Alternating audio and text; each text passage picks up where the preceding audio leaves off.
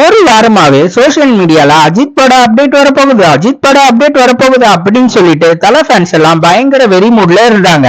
ஒரு வழியா விடாமரிச்சி திரைப்படத்துல இருந்து அப்டேட் விட போறாங்க போல, ஃபர்ஸ்ட் லுக் வரப்போகுதுன்னு எதிர்பார்த்து காத்துக்கிட்டு இருந்தா அதை விட பயங்கர சர்ப்ரைஸா AK63 பத்தின அப்டேட் தான் வந்திருக்கு. தெலுங்கு தயாரிப்பு நிறுவனமான மைத்ரி மூவி மேக்கர்ஸ் தயாரிப்புல இங்க மார்க் ஆண்டனி என்ற ஒரு ஹிட் படத்தை கடைசியா கொடுத்த ஆதிக் ரவிச்சந்திரனோட இயக்கத்துல குட் பேட் அக்லி அப்படின்னு சொல்லிட்டு AK63 படத்துக்கு பேர் வச்சிருக்காங்க.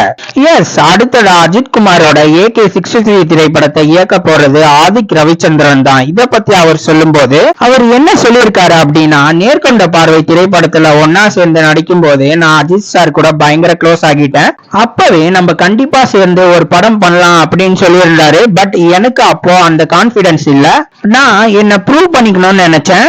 சோ அவரு கொடுத்த அந்த கான்பிடென்ட்ல தான் நான் மார்க் ஆண்டனி படம் பண்ணேன். மார்க் ஆண்டனி படம் 100 கோடி ரூபாய் வசூல் பண்ணி ஹிட் ஆனதுனாலதான் அஜித் குமார் இந்த படம் கொடுத்திருக்காரு அப்படின்னு எல்லாம் சொல்றாங்க.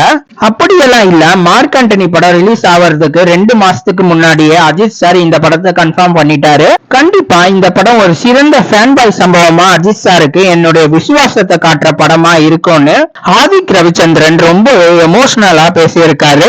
தல அண்ட் ஆதிக் ரவிச்சந்திரன் காம்போல வர போற படம் ஒரு ஃபேன் பாய் சம்பவமா இருக்குமான்னு கமெண்ட் பாக்ஸ்ல கமெண்ட் பண்ணுங்க. இந்த வீடியோவை லைக் பண்ற எல்லாரும் மறக்காம நம்ம குள்ளவெட்டு ரிவ்யூ சேனலை சப்ஸ்கிரைப் பண்ணுங்க, பெல் பட்டனை பிரஸ் பண்ணுங்க. மீண்டும் தமிழால் இணைவோம். வணக்கம்.